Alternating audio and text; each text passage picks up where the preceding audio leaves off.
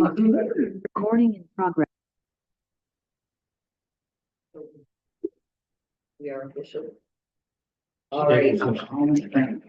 I'm Michelle Regal, Chairperson of the Library Trustees. I call this meeting to order at 7:06 p.m. We have all board members in attendance. We also have Library Director Jen Bruno, Assistant Library Director Caitlin Stacy, and we have our guest this evening, Maura Dede, who will be helping to present the discussion of the health and wellness plan. Correct? My opening remarks, essentially. First item of business that we have, we stripped the agenda of things like financials and minutes to give more time to the health and wellness plan discussion. Do need to appoint the nominating committee, and this nominating committee will be Brittany Burns as the chair, Beth Thomas, and Jim Hogan.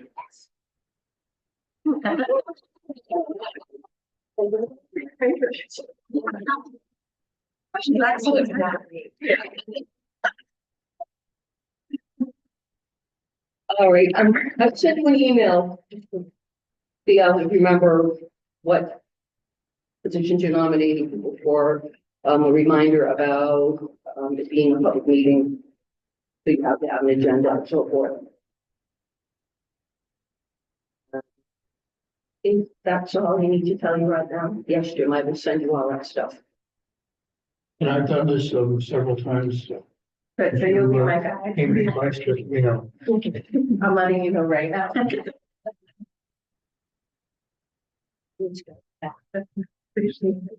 Right. Well, having gotten that piece of business out of the way, we will move on to the part of tonight's meeting, presentation and discussion of health and wellness plan. Okay, great. Does this automatically move and follow me? It does. Yeah. No, well, whoever's speaking, not just to me. Yes. I can make it just for you.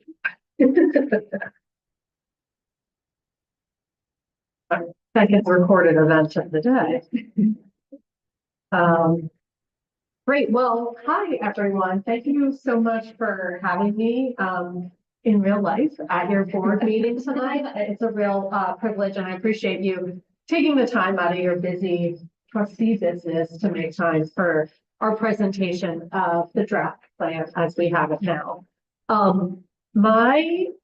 That's me. So my name is Maura Dede. I am the principal and founder of Local Library Consulting, and in that role, I work with libraries to help identify strategic priorities, do evaluations and assessments, review policy, basically working with libraries, harnessing the local expertise and talent to try to find the opportunities that the library can achieve to make good libraries continuing to be great. And also sometimes dealing with libraries that are in a bit of a pickle, need a little bit of help writing the course as well.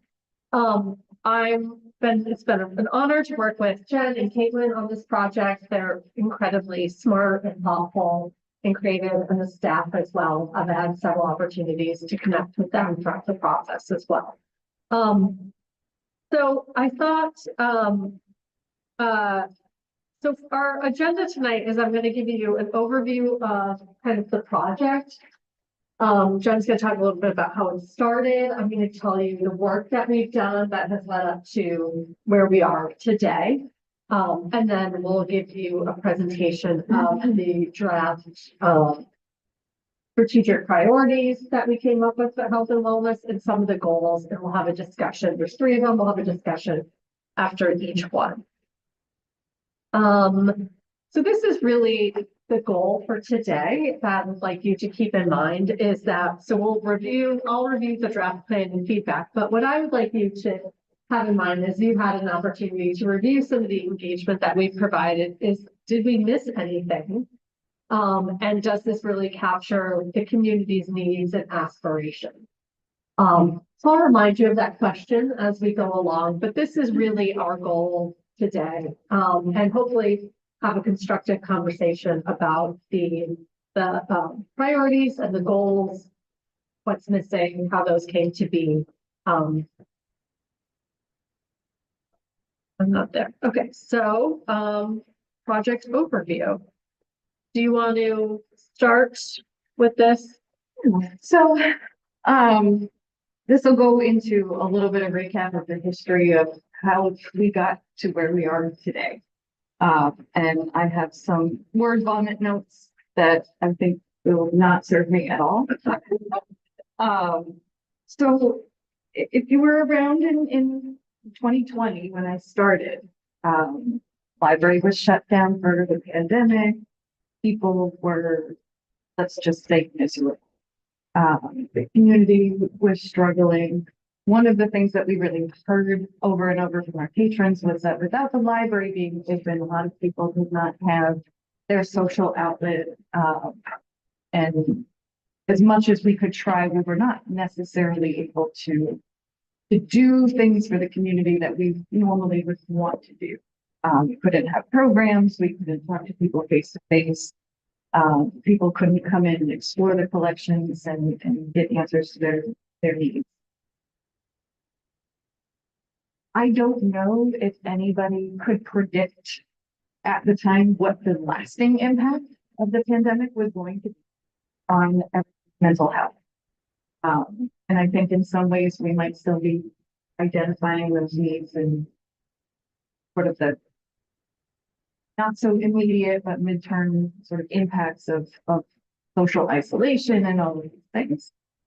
So one of the things that for me was a lifesaver was the Be Well Northborough initiative, which was co-headed by Kristen Black, who was the health director at the time, who is maybe one of the world's most amazing humans.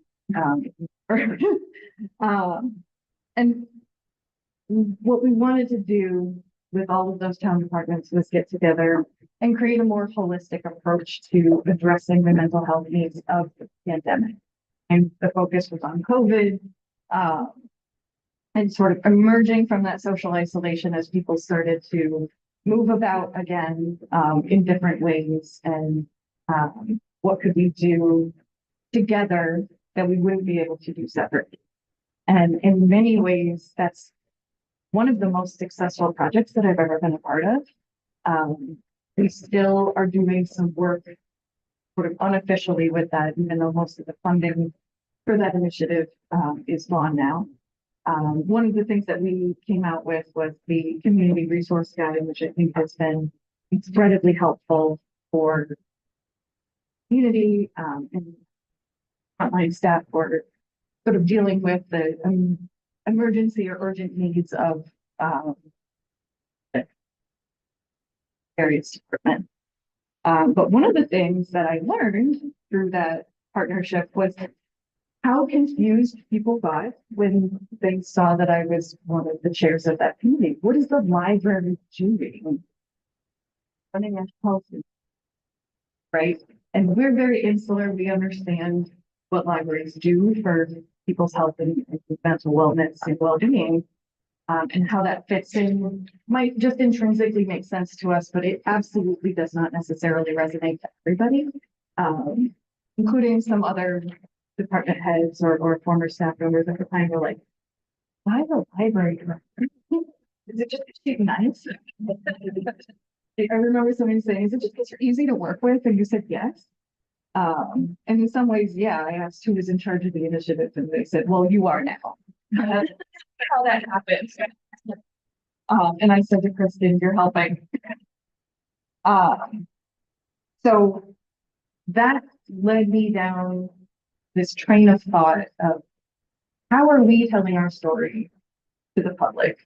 And that gets into some of the marketing conversations that we've had before. And just sort of how are we telling people about all the ways that libraries impact community and serve the community? And do people even know that they can come to us for certain, or do they just see it as a place for story times and those types of things? So that is one train of thought that helped lead to this idea. The other line of thinking that was occurring at the same time, I was new. So I spent a good deal of my first year in any job sort of listening to the staff and observing the ways in which they interact, programs that they do, and the needs that they have, and sort of learning how I can be an advocate for them, a support system for them, what their struggles are, what the opportunities are. And I started to realize that, you know, there's a lot that we can do to bolster and amplify what the staff are already doing, and in some ways make it easier for them. Because there are some things that they're doing to the best of their ability, but with funding or capacity or even just an intentional focus on something, we could do better. Thing on training and thoughtful innovations for services and things like that. So that was another sort of train of thought. And then the third sort of component to this is sort of bigger outside of the library. I remember very well the public input session that was held at the church. I remember. Trinity Church. Yes, at Trinity Church, where the public got to weigh in on what their needs were in terms of how the ARPA funding was to be spent. And that for me really stuck with me. That was something I watched back several times. I read a lot of the notes and tried to think of the express needs of the community in terms of how the library's mission and how those started to fit together. Started looking at some of the work that local agencies like Metro West had a study of mental health impacts from the pandemic.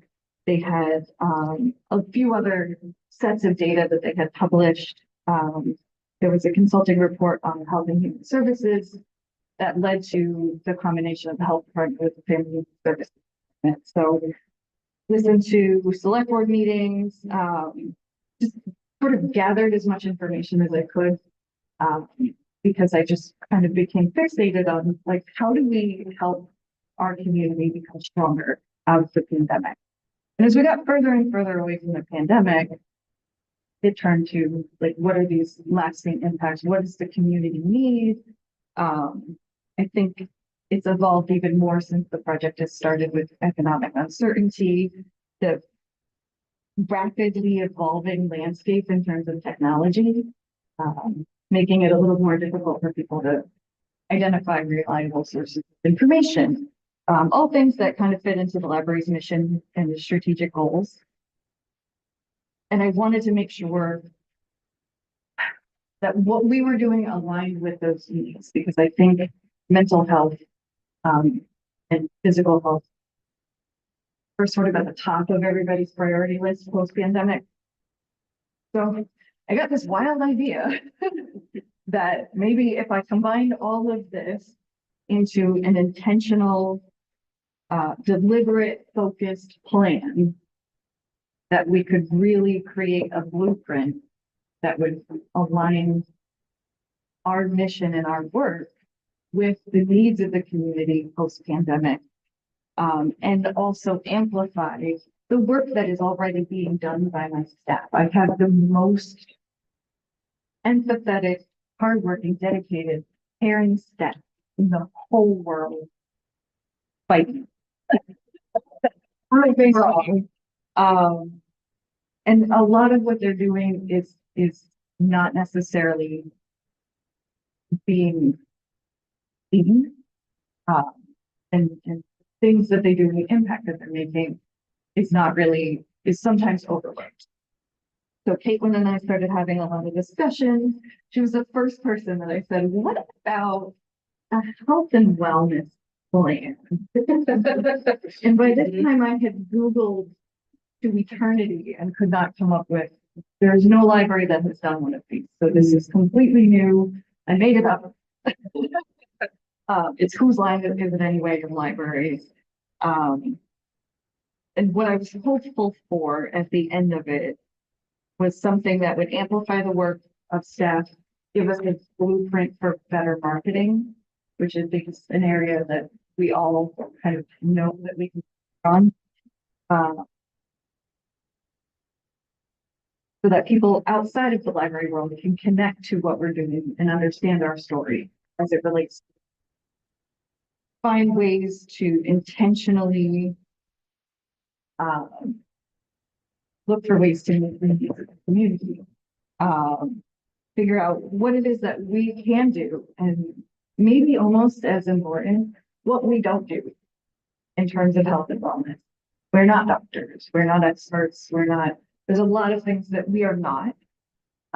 But how can we pull in those people and amplify their work too? So with better partnerships, what can we do? What can we accomplish? Be Well showed us all as department heads that were involved in that project, what we can accomplish together. And it's so exponentially greater than what we can accomplish by ourselves. And then I am very aware of the economic situation that country, the state, and down to the regional level town is in. And I'm sensitive to the fact that money is always going to be kind of a thing. So my third sort of in importance goal for this plan was to set up a structure that allows us to think outside the box in terms of funding support. So if we're telling our story in a slightly different way than we have been in the past, we might be able to attract new funding sources, especially with library grants becoming a little more scarce and way more competitive. That means that I would like to take this moment to announce to you all that we did secure a $10,000 grant from the American Library Association for services and collections that will help serve caregivers and those who are struggling with memory loss related to, or cognitive decline related to age, dementia, Alzheimer's, and anything that kind of falls under that realm. So Kate Ponce, our reference librarian, was instrumental in writing that and getting all of the information together. So we are now, a couple days ago, we were given permission to announce it, and I said, I'm going to wait. And actually, some of the survey work that we did here was used in that grant application. So even though we don't have a final plan yet, if you look at the initial $20,000 investment of ARPA funding, we've already gotten half of that back. Yay, yay, Kate. Clap for that. Yeah, we got it. So this is the first time that I've ever worked with a consultant ever. Generally, it's like, oh, really?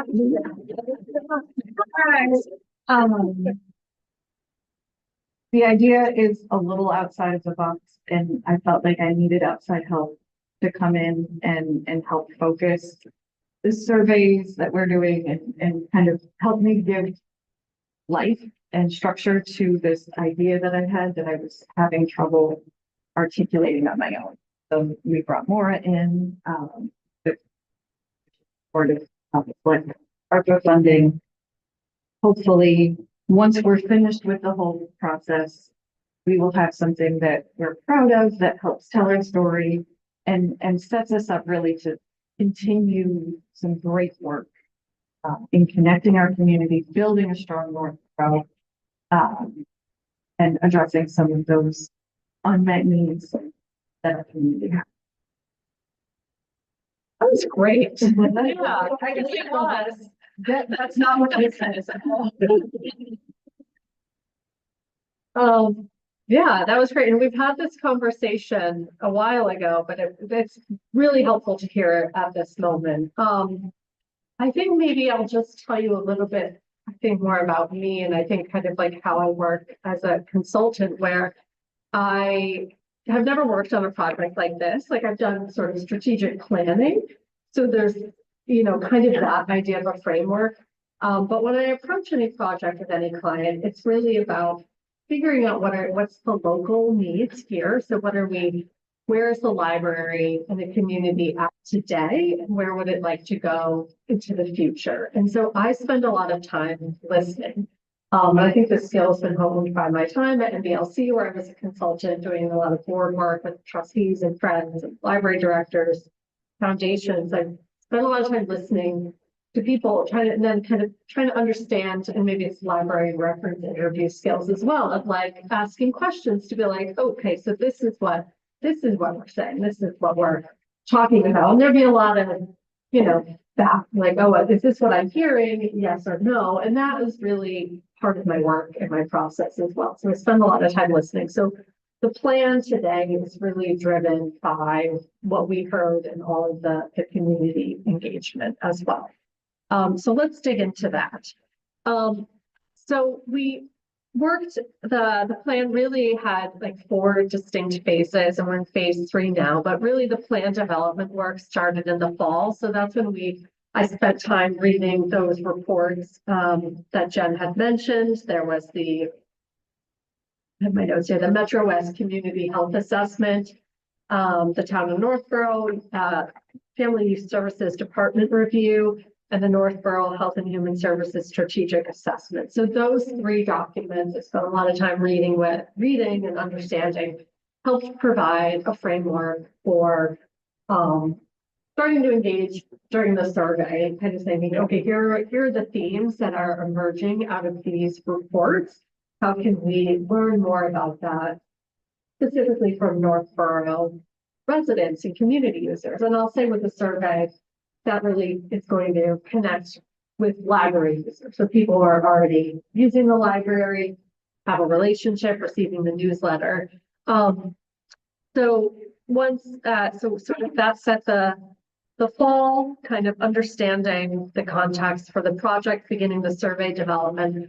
And then phase 2 is our community engagement. So this was our survey, collected all that data, analyzed that, kind of started to see what themes emerged from that and what we would like to know a little bit more information about. And that set us up for the focus groups that we had. So we had 4 different focus groups with 17 people, one of which serendipitously had 3 medical practitioners in it. So that was not planned to have a group, but it was incredible. And I think the insight that they provided as doctors and nurses for their direct care of patients helped, I thought, provided some really valuable information for the plan. And there's also just people in the community with health and wellness concerns as well.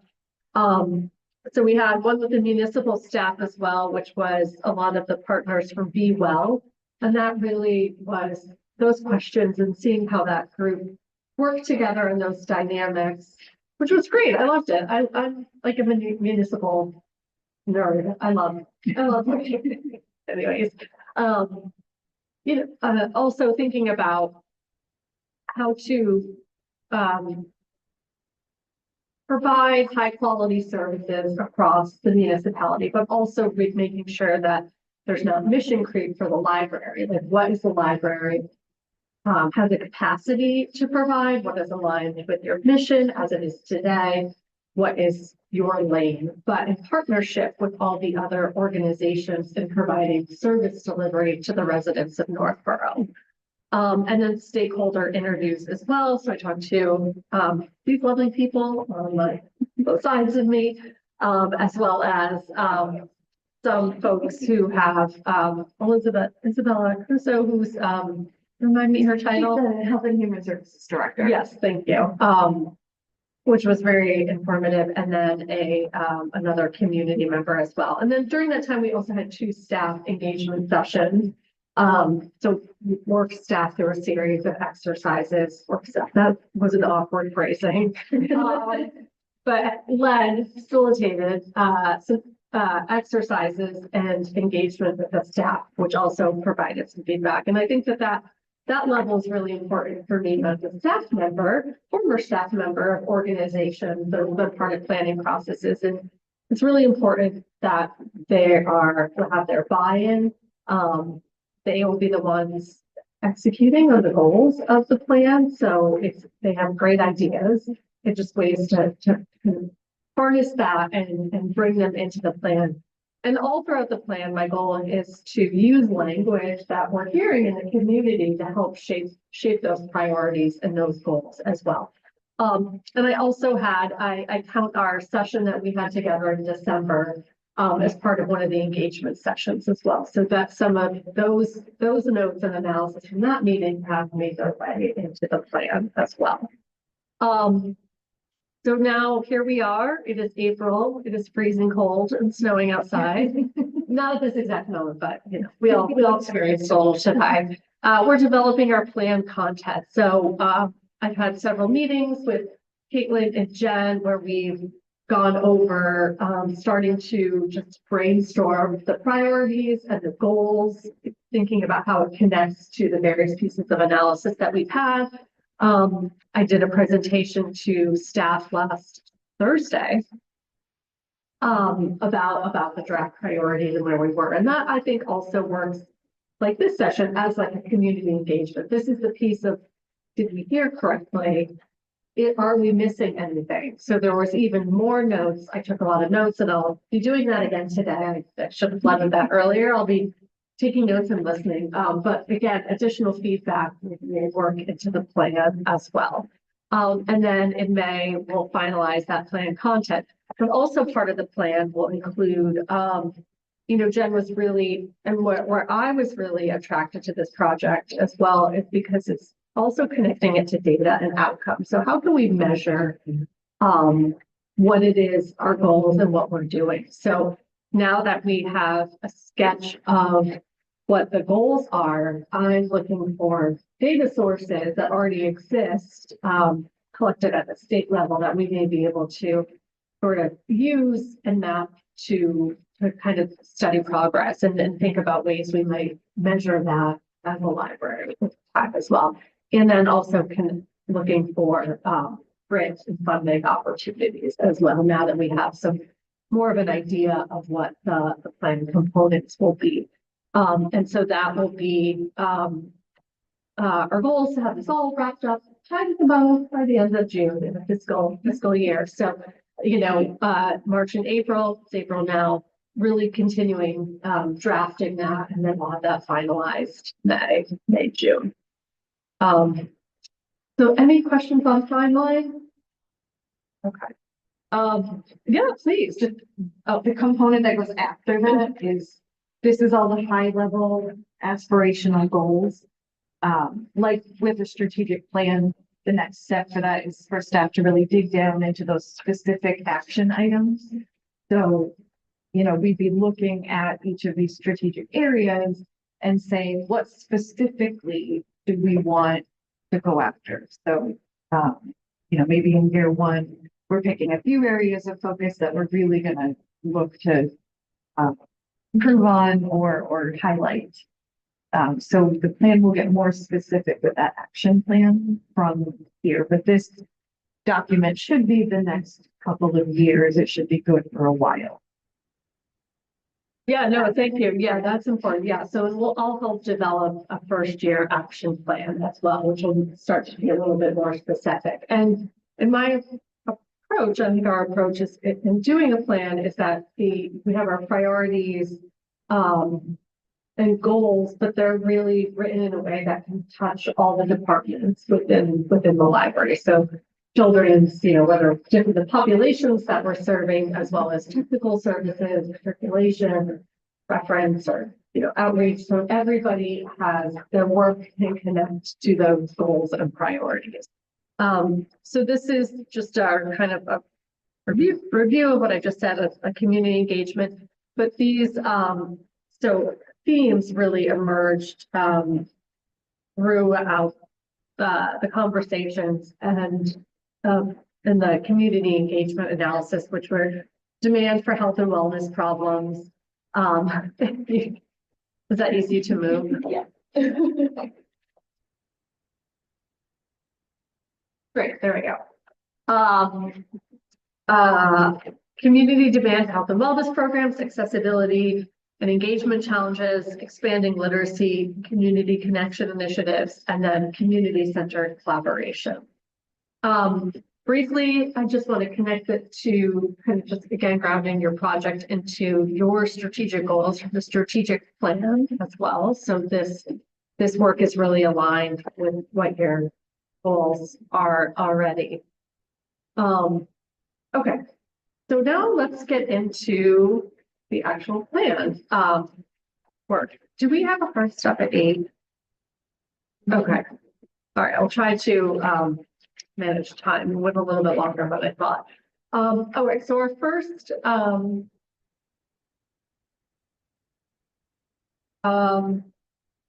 okay, so our first priority is be connected, and then in our conversations, really that be kind of connecting it to that be well, that little bit of branding, kind of helped provide some structure to this plan. So be connected, and then a vision statement. We build relationships, creating opportunities for our community to foster meaningful connection and a sense of belonging.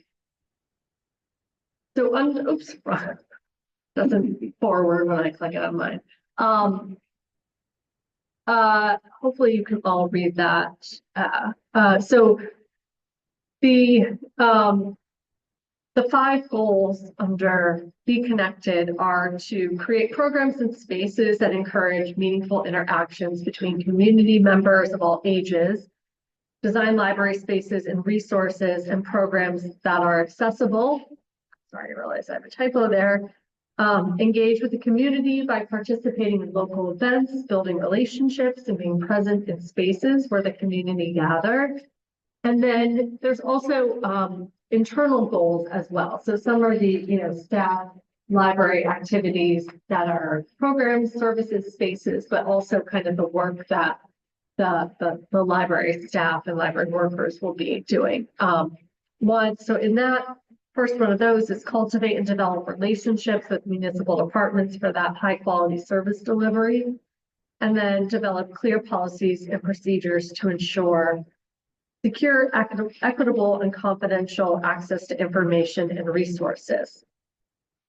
So with this priority, some of the engagement that we heard that really drove this was about social isolation, right? So wanting the community, wanting to feel more connected and engaged.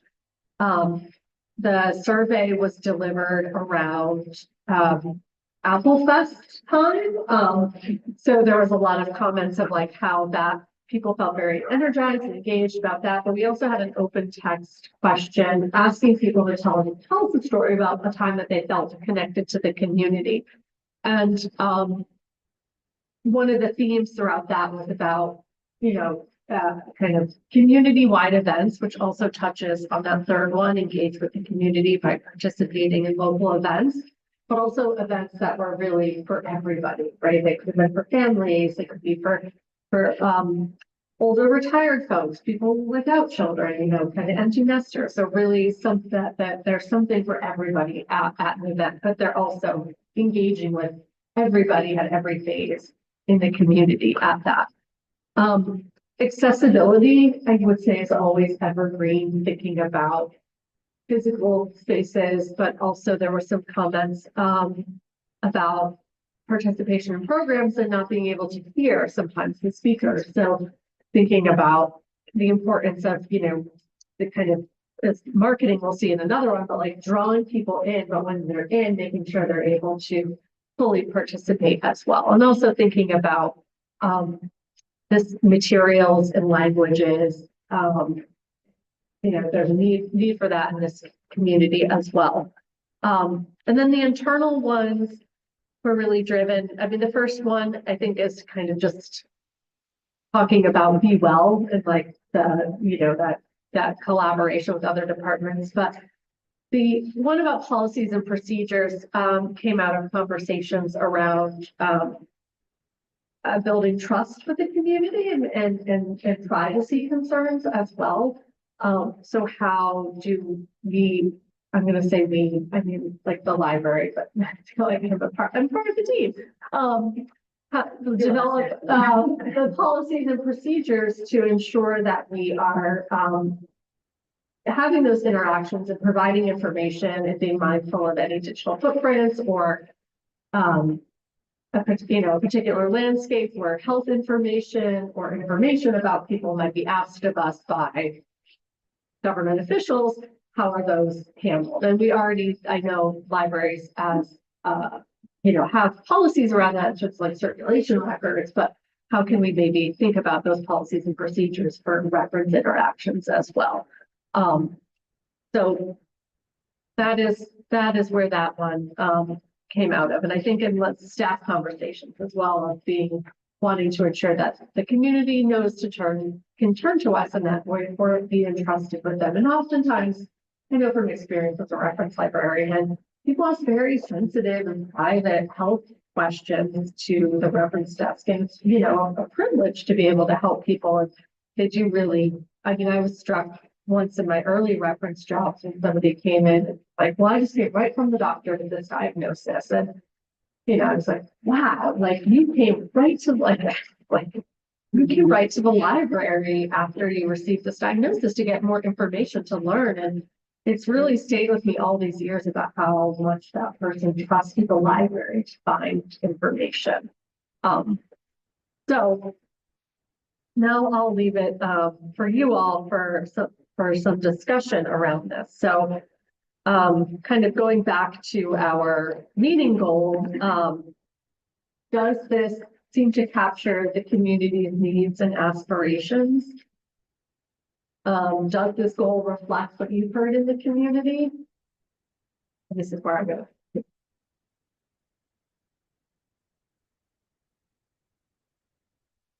So I kind of have three questions just sort of start off. So does it reflect what you've heard from the community?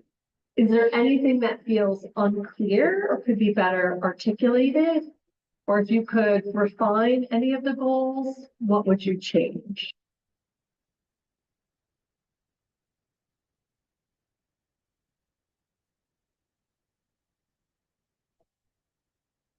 Jonathan relates to this, having been on both sides of the issue, for librarian and library trustee. I don't think we have to specifically say interacting with schools, but I think it's a good thing that we would consider that as part of the opportunity. I'm just thinking in terms of summer reading. That's always a plus. Sorry. No, I love I guess it. I've been on both ends of this. No, it's so fun. And because that's where you're going to get a lot of your future. Doesn't have to be huge, but I think it would be good. These it's put that somewhere in the thought process. And it's like, but this is one I think.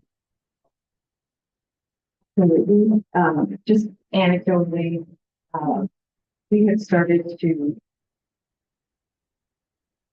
with some of the kids that we see that something. We're seeing maybe a higher level of say gently behavioral problems. It's a much younger crowd than we're used to seeing those issues with. So rather than just not engaging with them and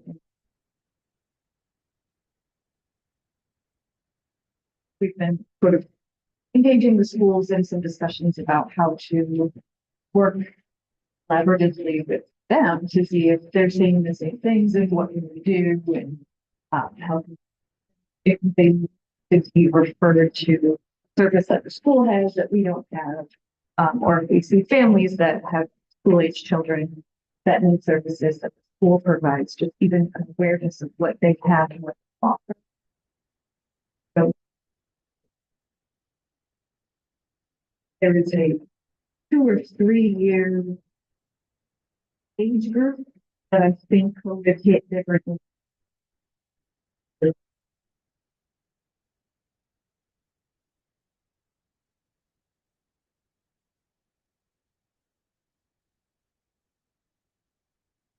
And I really love this and I really like the emphasis on this like sense of belonging. It's also something in the school district that we're really working on too. But in looking at the bullet, design library spaces, resources, and programs that are accessible, one of the things I see missing here is kind of culturally responsive as well. The demographics in Northborough have changed significantly in the last decade, and that's just something I'm not like really seeing reflected here. And it could be based on who we talk to in focus groups and things like that. But I do think that's something we really have to think about if that sense of belonging is a priority.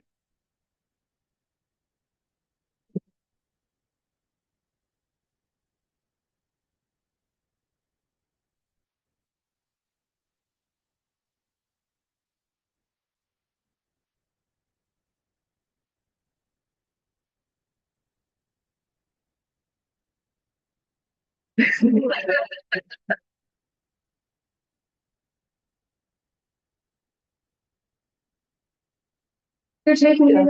I think I've read it several times and ambitious and from the option. This question in a slightly different way. Oh, Before we great. move on to the Please. PowerPoint. Does this goal sort of resonate when you read it?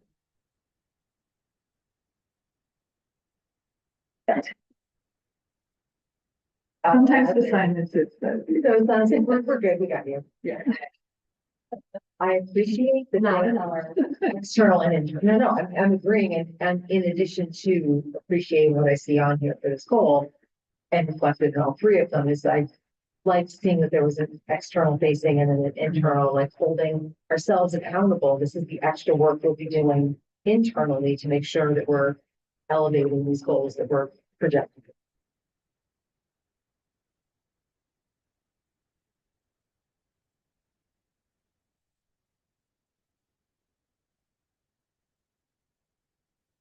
All right, well, let's move on to our next one, which is be informed. Informed. We provide our community with access to information and opportunities for lifelong learning and empowering decision making. We provide our community with access to information and opportunities for lifelong learning, empowering decision making. So our goals here are being informed, right? Learning, taking in that information, being able to make decisions for oneself with that information. Promote health literacy by providing access to reputable resources. Ensure community members have the skills to navigate and evaluate information in a changing world. Build a wellness hub with information and health and wellness materials. Curate thoughtful collections with input from community members. And then 2, internal, strengthen library marketing strategies, balancing reach with meaningful engagement. And finally, invest in a culture of staff training and development.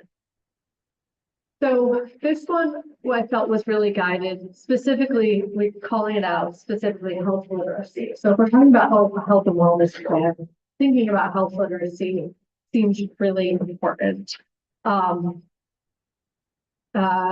Providing access to reputable resources. We all probably rely on Dr. Google at some point in our lives. Today, maybe even. What is that weird pain in my foot? But in doing so, Yeah, but I think Google has failed me. That's your thing. like, yeah.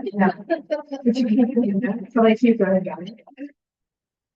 Fun to get some stories. It's not that guy with the Camaro. We all go.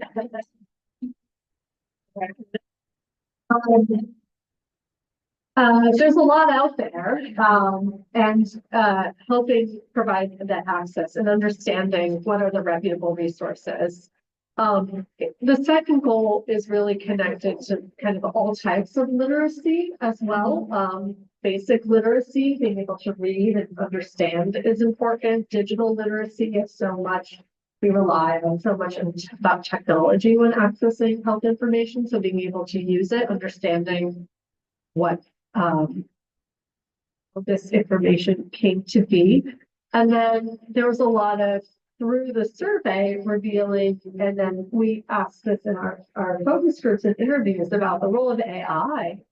People saying that they use it to, like Dr. Google, go to Dr. Chat GPT, to kind of learn about health symptoms. And there's been some studies about that recently as well. So wanted to call out health literacy specifically, but then talk about all types of literacy as well.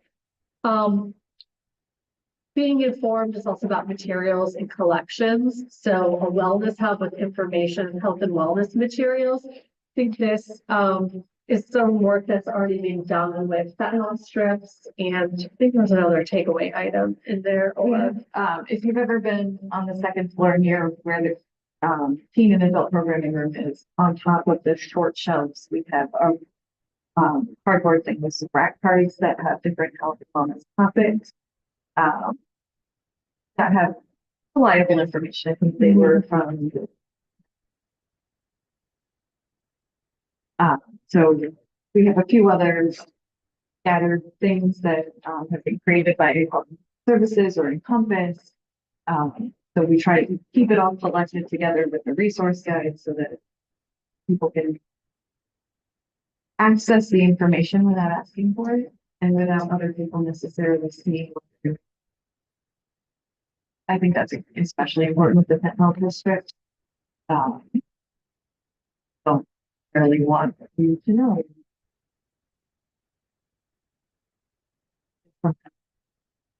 Oh.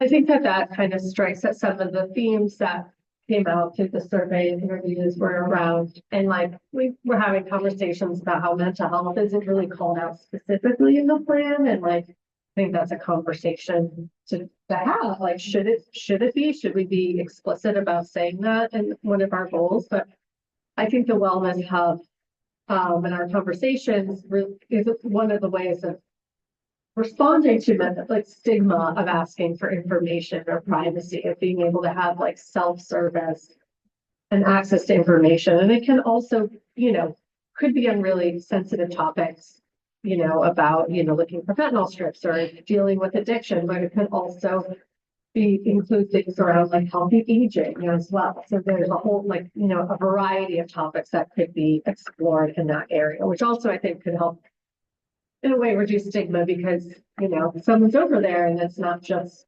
the topics that people might not want to talk about in shared company. There's a whole variety of things over there that someone's looking at.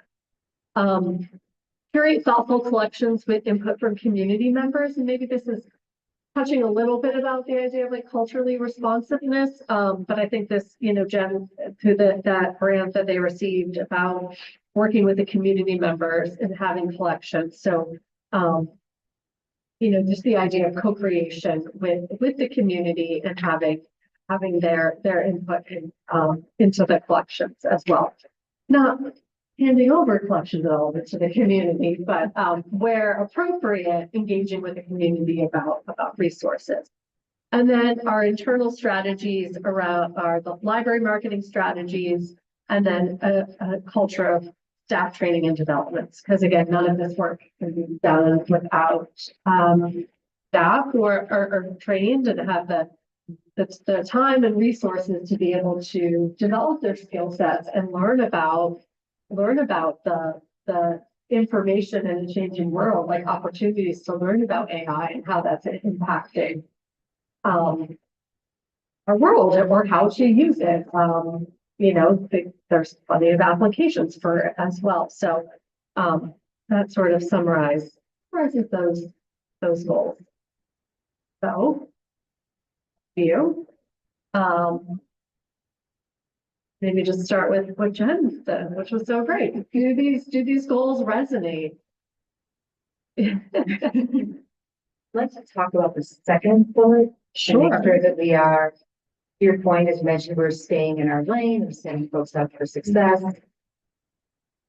Is it more accurate to say that we're supporting community members as they develop skills to navigate? Is it up to us to, what if they, agenda word ensure? Yeah. It's the wording that we're gonna make sure you have the skills. Yeah. Is that our lane and is that our responsibility? You want to make sure that we're seen in the right light. We're here to help you get what you need.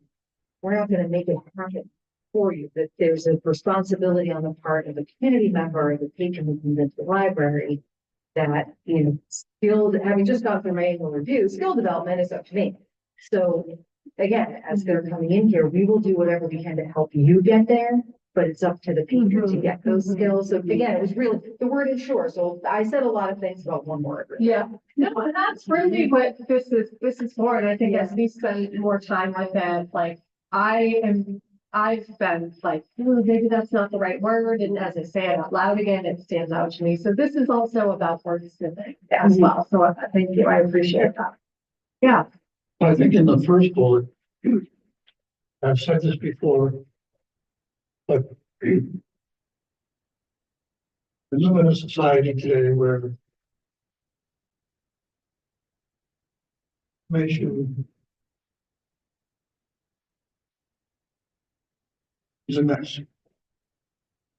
And people really don't know, sometimes don't care, I suppose, if they're getting actual information or not. So that word reputable is critical.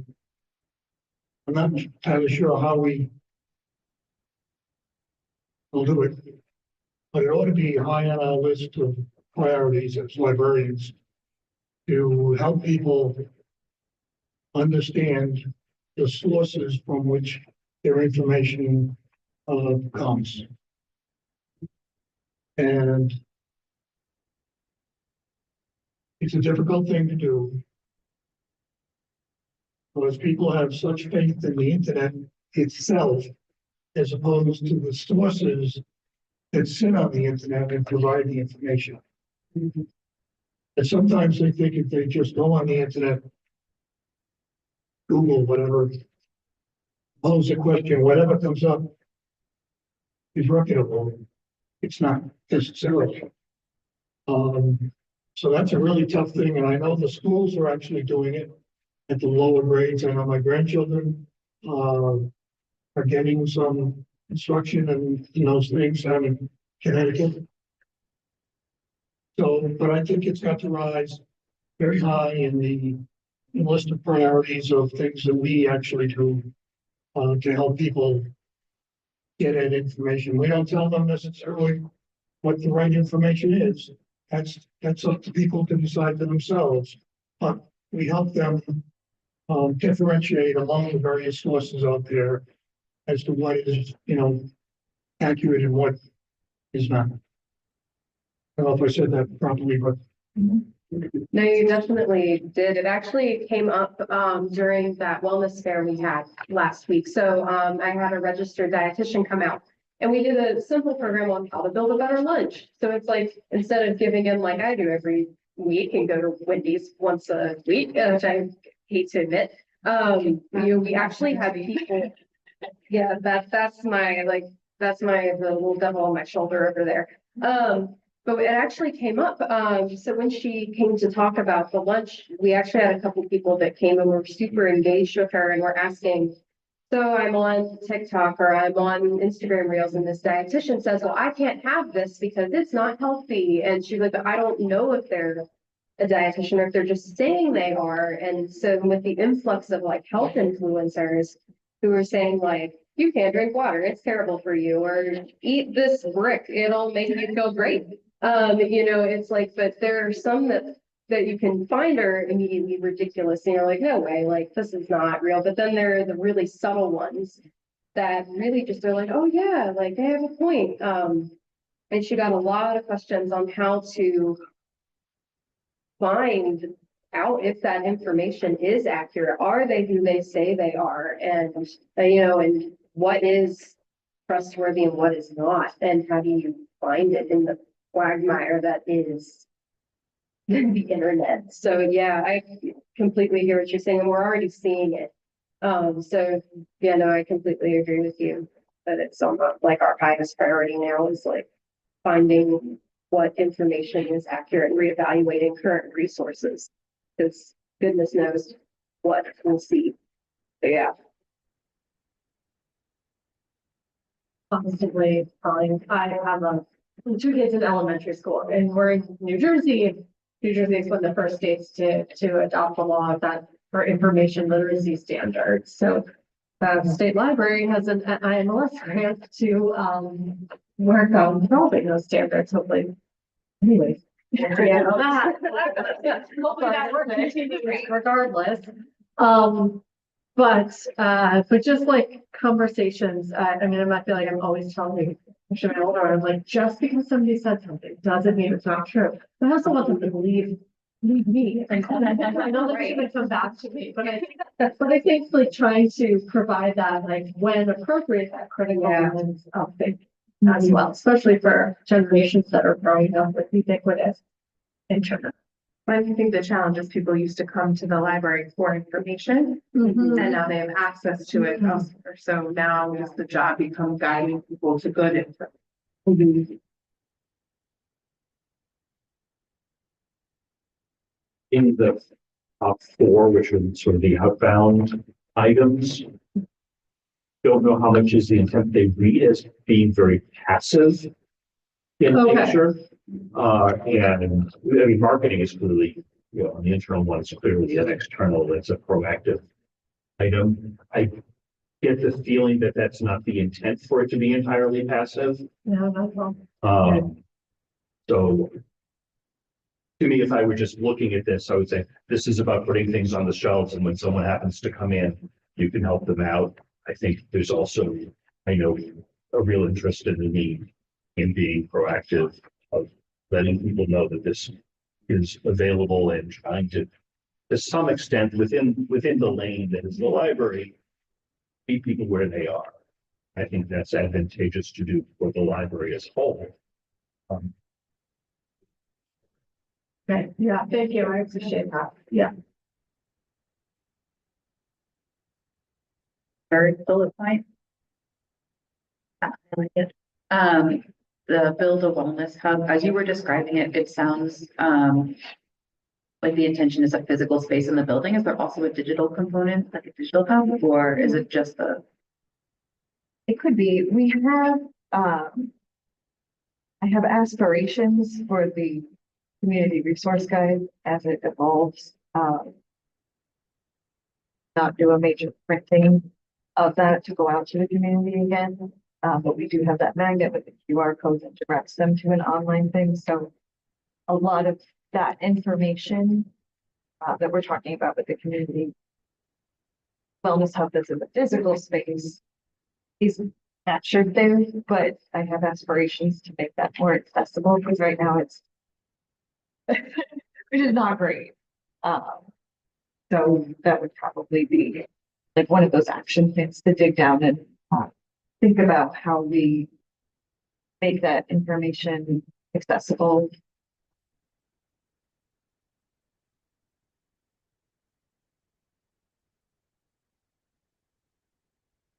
I think in that too, you could make some really cool connections.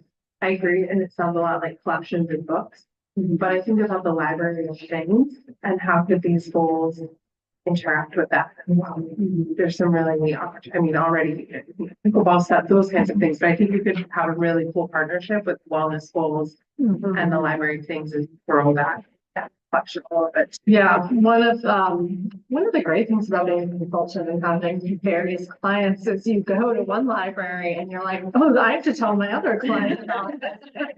Which was healthy aging kits, really about like memory development. So it was like, and they were like thematic. So one was like baseball themed, that had like a baseball puzzle and memory cards and like trivia games. So like, could be a great tool, for somebody who really loves baseball, but it's also have some things that we know can help with brain health as well. I've seen too, like some local community members, for example, the dietitian team are sometimes willing to offer a museum pass type of a thing as well. So you could get one visit with them if you check out the museum pass and you know, sometimes like Great Gym or North River, I mean, I think there's lots of opportunities for that too, for like local wellness resource. Yeah, we did that as a pilot. During Be Well, we had 3 local fitness centers that did like a fitness pass. Yeah. And capacity wise, we ran out of time to develop that idea, but it is it's connecting back to the community because you're using local professionals who are invested in the community. I know there's a desire, especially in this town, to sort of shop local and use small businesses, professionals that work and live. Thank you for that. That made me think that like, is there something missing here about programs and like how you might connect people to experts within the community? So things like social worker office hours, or are there other, you know, folks in different municipal departments who would come to do office hours, something like that? So thank you. Yeah. There's a, physical therapy clinic in town that runs repeatedly, free workshops for people on various topics. And, the last couple of years, they've been doing them at the senior center as well as at their own facility. And that's something maybe the library could start offering here. If they're not trying to sell anything, they're offering the, you know, the information about the health benefits of osteoporosis, whatever. Thank you. I was just gonna say, you know, look back at the last comment was it's, you know, building on what you're already doing with like the CPR trainings and the Narcan trainings, like those things are already happening. It's just kind of putting this.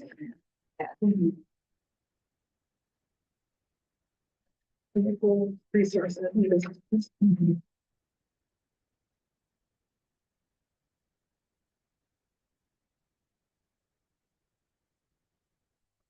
To our next one, be active.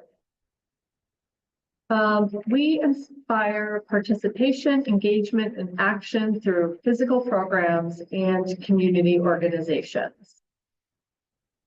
So our goals here are integrating physical movement into select library programs, empower community members to engage in volunteerism and local government, support healthy aging through. Oh, sorry. Gotcha. Support Laura with her technology. To be fair, you have 2 keyboards. I know. This is I'm used to just being on this at home. Empower community members to engage in volunteerism and local government, support healthy aging through programs, services, and partnerships. And then internal are embody a culture that supports health and wellness for library staff and seek out sustainable funding sources to support health and wellness resource efforts. So the last one, I think we touched upon earlier about looking at grants.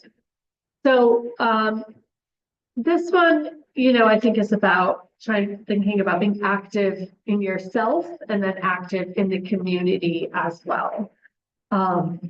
So physical movement into select library programs.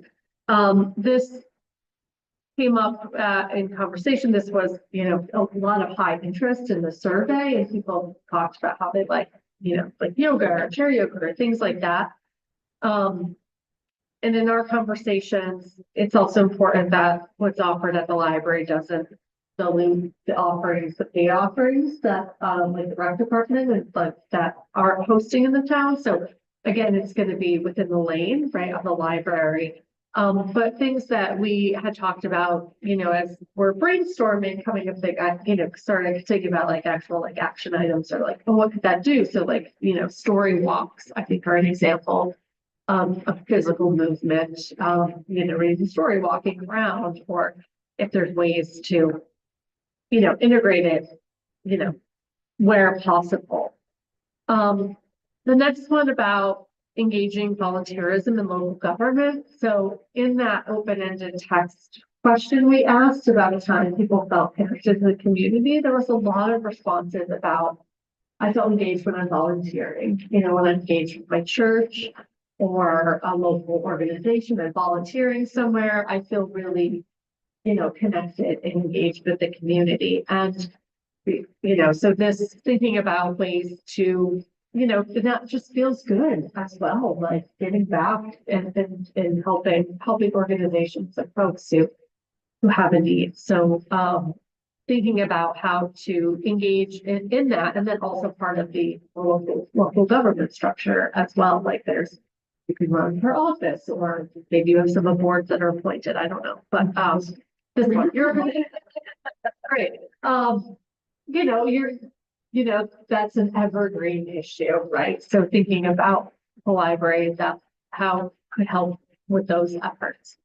More specifically, we talked about healthy aging through programs, services, and partnerships, and this came out through some of the survey, and then through focus groups and interviews. So people a real desire to stay in the community and age in place in communities and age well. Hopefully, aging is a privilege, so being able to support that as well. One thing that did come up, which is really outside of the library's capacity to influence, is about housing, right? The high cost of housing in Massachusetts and the area and how expensive it is. So, the library isn't really able to, as a priority or goal, like have any influence or capacity to help make sure people can afford to stay in their house, right? But like, where possible, supporting healthy aging. We talked about like library things ideas or different dementia. I think you're kind of that program as well. So I think and then the next one, embody a culture that supports health and wellness for library staff. So I think this is like taking our own medicine, if you will. So if we're committed to doing work for the community, helping them achieve health and wellness goals, having a culture within the library that also supports health and wellness as well. And then again, funding sources.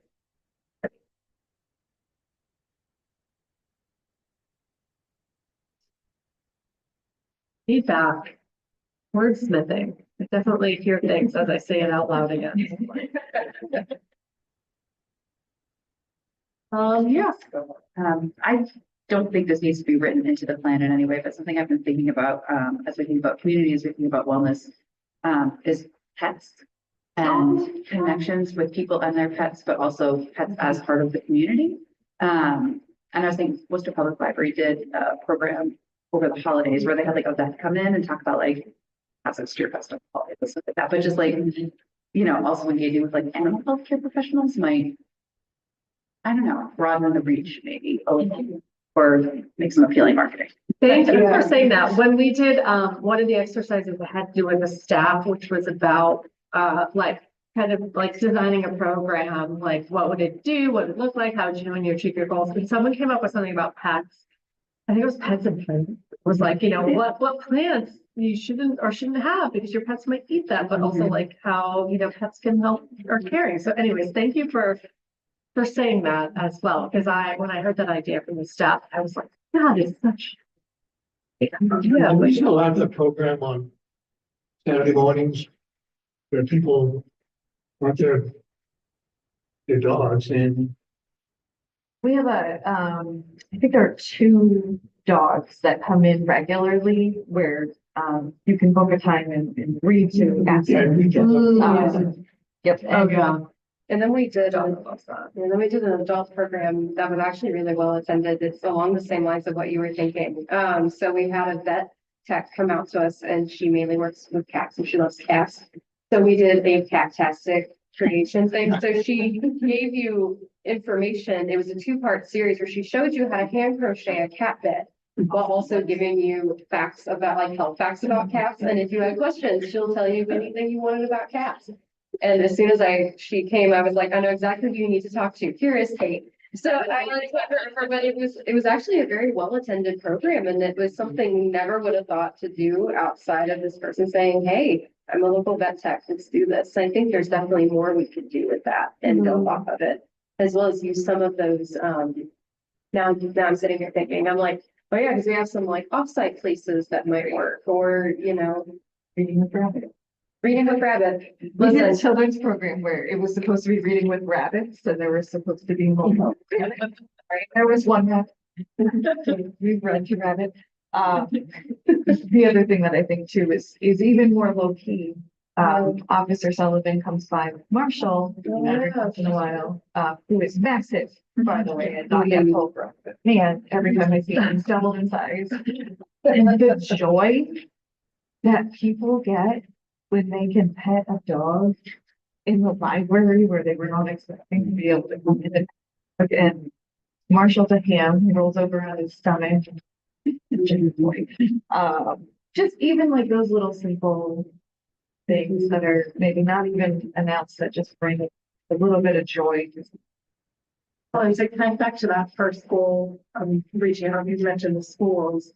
The Northborough and Southborough K-12 school districts have a whole therapy dog program and teachers. There's like over a dozen trained dogs at this point. So that's like another opportunity. And those are dogs like a lot of the kids recognize and know and families. So I think there's a lot. I know you have to bring our dogs on story walks. So. Incorporate them across the board. I was like, do a lot of people do like the digital corn maze with your dog? They're spin around. It's great. The invisible corn maze to the first. We spend much time like lurking around the outside of this building. It's yours. Let me know when it's actually in it. You'll look and be like, that's it. That's definitely an untapped well, that I think is something we can definitely take advantage of and put more thought. Something like that. I'll show up with the horses in a week. I think that's cool. They said it was like the craft and facts, like I like that, like that's really cool. Yeah, it was really fun. She just came and pitched it out of nowhere. We were like, yeah, let's go for it. Like, we're in.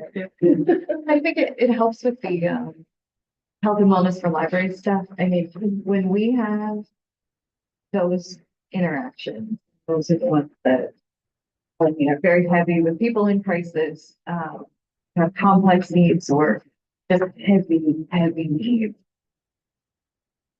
Interaction doesn't end when they leave. You get them the information and they get them where they need to go. There's a part that sticks with you after that.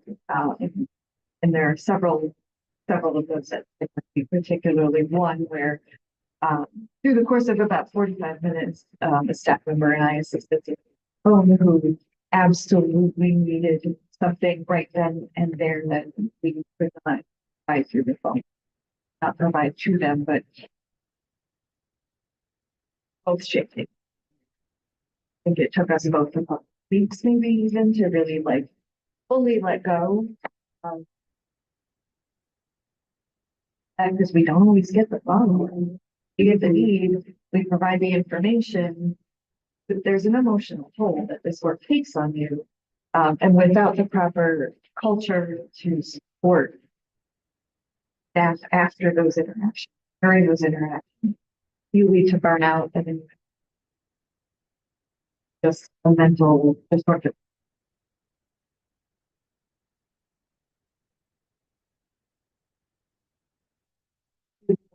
Responsibly aware to think before each other after those interactions.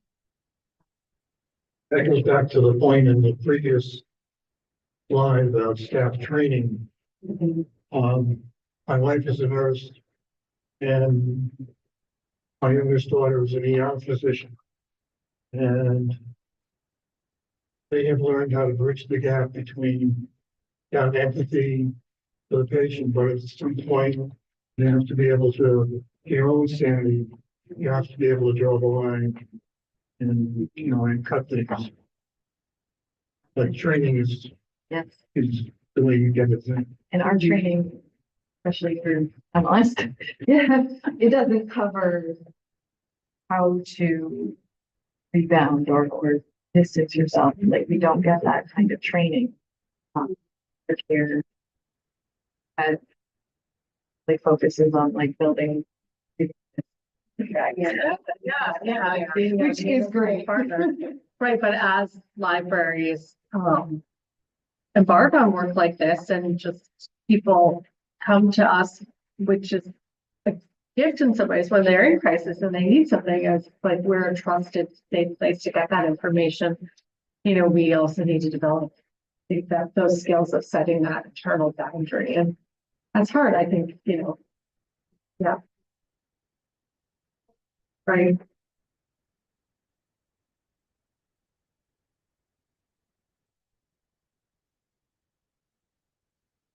Oh, yeah, so that was just reminding me about the crisis prevention training, like that gives you like the skill sets, like they teach you the steps to take in order to like cool like down from an interaction, the steps to take to like make sure you are handling whatever this like this trauma that just happened to you, like, and how to handle that. So that way, like the impact on you is less. And I'm not saying it how I would like to say it, but how that, you know, it gives you those skills to be able to say, okay, here's what I need to do now for like my mental health. Here's what or like, if I need like a staff member to intervene and help me with this, like, then I need to know, like, this is what I need to ask.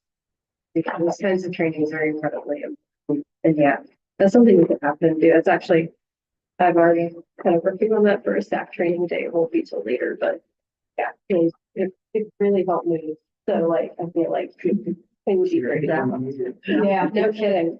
And next week, we do have our staff development day where we are actually doing offsite. That's to be closed for a full day. That's this week. Is that?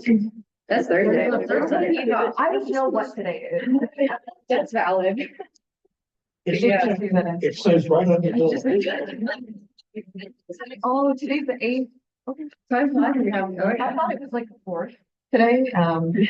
It's not correct in any way, shape, or Time is irrelevant. so in 2 days, we will all receive mental health first aid certification training. That is very similar to the first aid certification. That's an 8-hour, very intense day, and I think we'll learn some of those supports, but also the other side of it too, with when we are dealing with somebody we start to recognize may have some kind of a unique how to approach that conversation where what they're asking us for might not actually be what they need.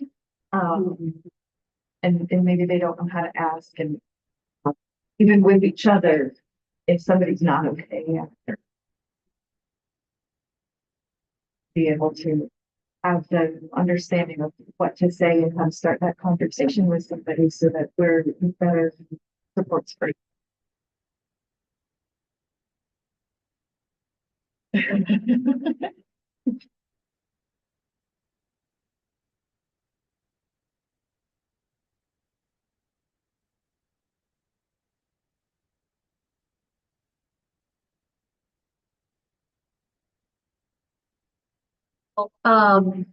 Thank you all for your really thoughtful conversation and feedback. I really, really appreciate it. I'm happy if Jen shares my email with you if you want to, you know, if you're like me thinking about things while you're watching the dog, which you out and about, washing the dishes, feel free to drop me a line and I'd be happy to have any additional thoughts and feedback.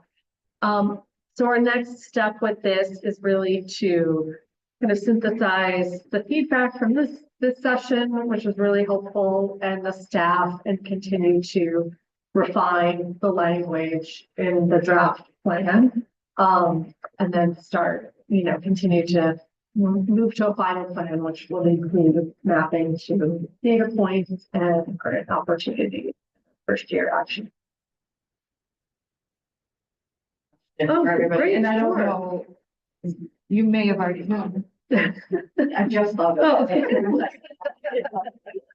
Oh, it. Just to step out and zoom out of the plan, is there anything that you feel is not addressed at all in any of the goals? Or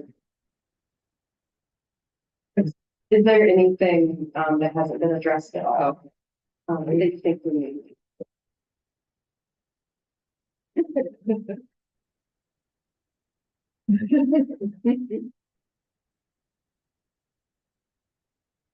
if you think of anything, How about, I know the development of this involved other town departments. The delivery of this also.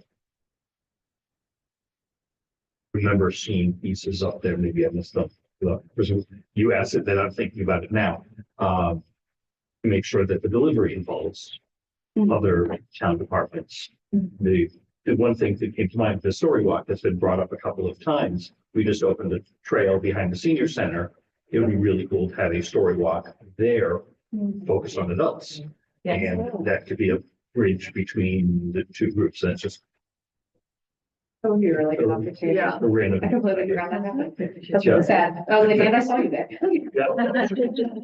Um, That's a great idea. So that's, one opportunity that the people that regularly go to the senior center aren't necessarily the people that regularly go there, and Yeah, vice versa. yeah.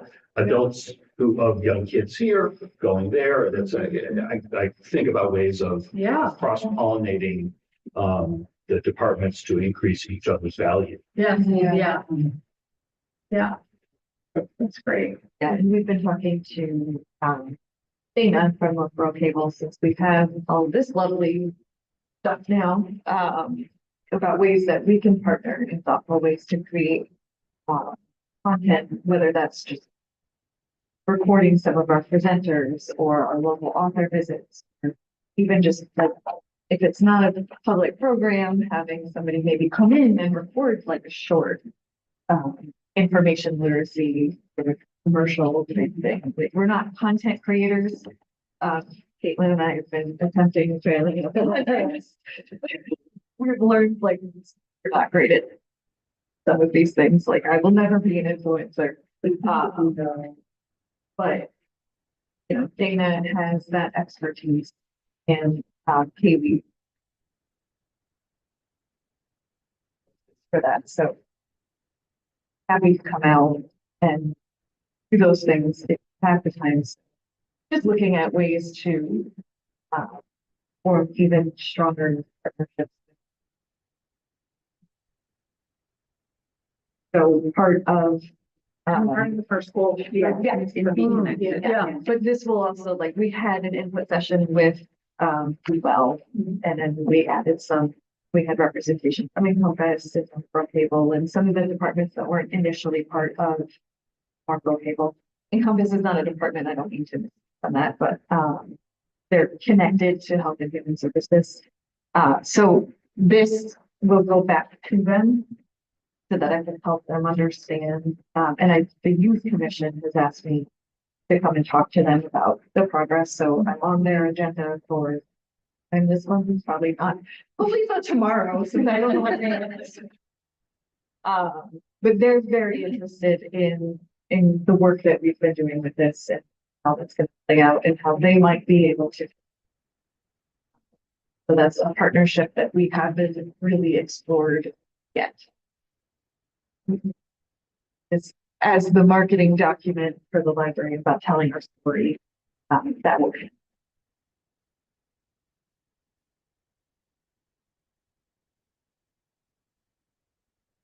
And thank you for taking time here, not for all of your meetings from, but, anyways, but for your time this evening, I really appreciate it. And, I think your support of Jen and Caitlin on the project.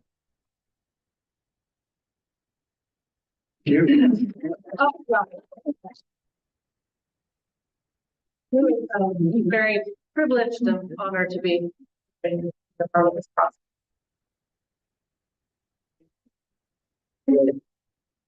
If we are done with the discussion of the wellness plan, the next item on the agenda is the date of the next meeting, which.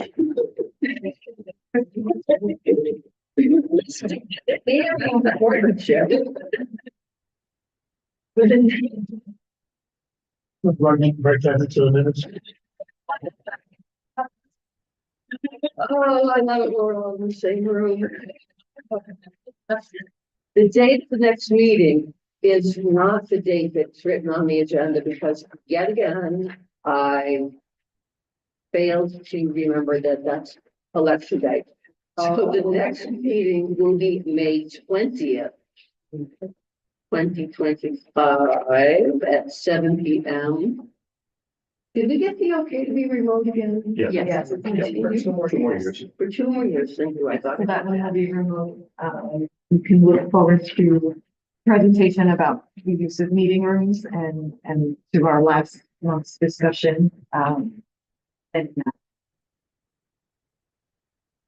very excited. Michelle. Can't wait. Can't wait. Is there any other business that could come before the board at this time? Being the chair would be delighted if someone would make a motion to adjourn. Thank you, Ned. And Jocelyn seconded. Thank you. And I don't have to do roll call. But all those in favor of adjourning the meeting at 8:32 p.m. say aye. Aye. Opposed? The motion passed.